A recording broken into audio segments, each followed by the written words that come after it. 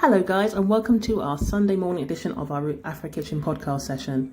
This week we're talking CANTU.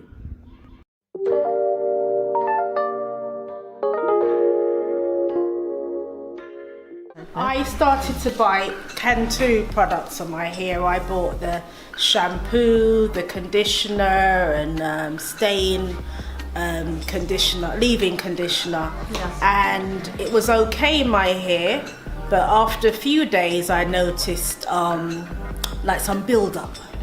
Some build-up on myself, and it says for natural hair because that's what I'm looking for products for natural hair. But it seems there are some sort of chemicals in it.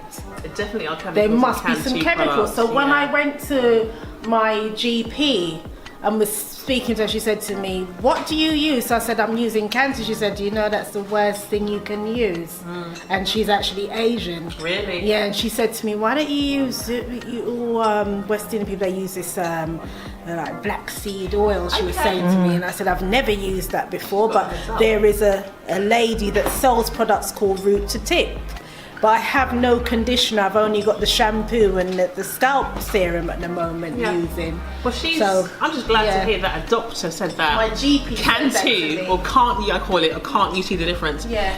They're products. She said it was the worst thing to use. I was Yeah, in I've known that for a total while. shock because I was so happy that you can purchase it in the supermarket and you can purchase it in Boots. Yeah, I thought, which is a wow, good thing. you can get it anywhere, you know, and it says for natural hair. But obviously, it's not for my hair. It's not for anyone's Not natural for- hair. I'll tell you what it is. In the natural, it's why I get so frustrated sometimes. In the natural hair community, I started making products like a good 10 years ago when I knew that we needed products, natural hair care products for our hair type and texture.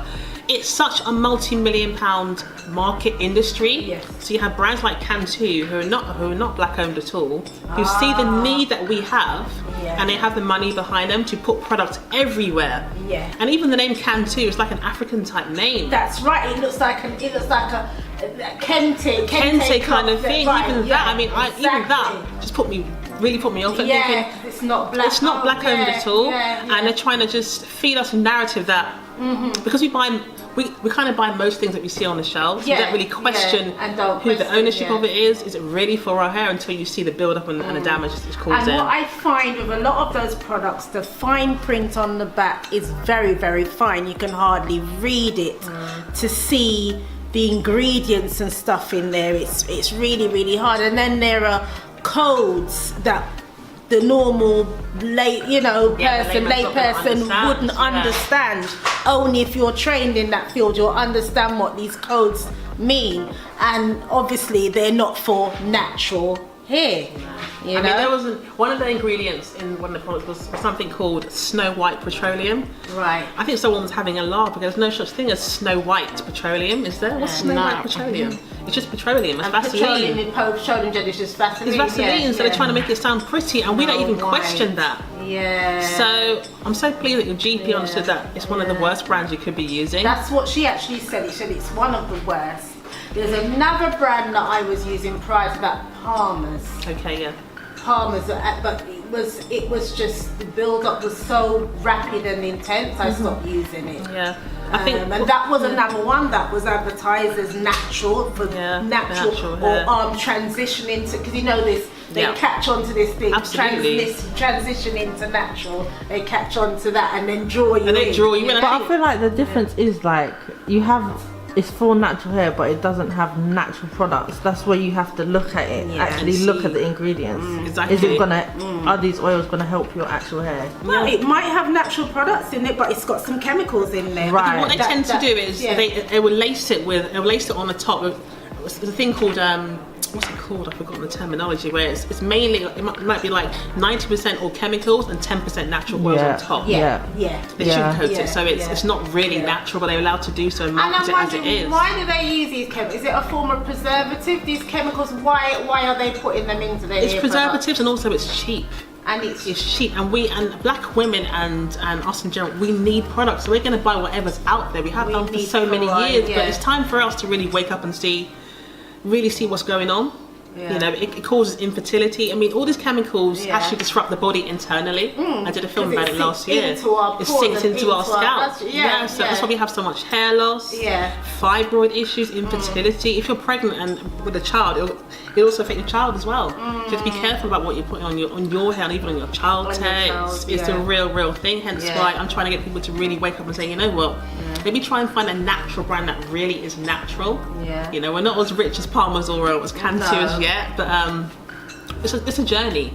And hair education for me is about using the voice to actually let people know the real facts about their hair, that these ingredients and chemicals are killing people.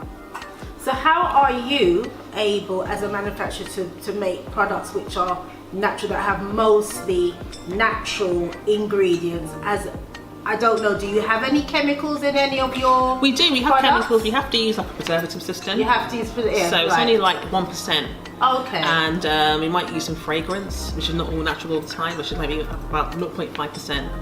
But apart from that, I had to source ingredients that were natural for my daughter because she had loads of food allergies at the time I was making products. Right. And also for myself. Okay. I just made a choice to make clean products. Right. And I'm trying to make them even more cleaner now by actually reformulating them and changing our fragrance for natural fragrances across the whole range. We're doing that now. We're doing it as natural as possible. So we're doing that at the moment. So we're trying to raise finance to do that because it's so important. Because we use products every day. Yeah. It's something what we do they do. say? I don't know how the English black market is on buying products, but I think in America it's like a multi-billion. It is. It's multi-billion across globally. It's multi-billion. Because there's, and especially with the revolution of everyone going natural and not using relaxers anymore. So we're like, you know, now we need things for our hair. Hence why you find things in Boots and Superdrug that weren't there before. But the products in Boots and Superdrug are often like your Shea Moisture or your Palmer's are in there as well. It's the same kind of old brands. There's a lot of stuff, and there's a lot of stuff with this shea butter in it. Shea butter. Shea butter is not a bad thing. It's quite good, but it's only bad when it's mixed in with a load of chemicals. When it's mixed, then it's no good. It's no good then. So I think,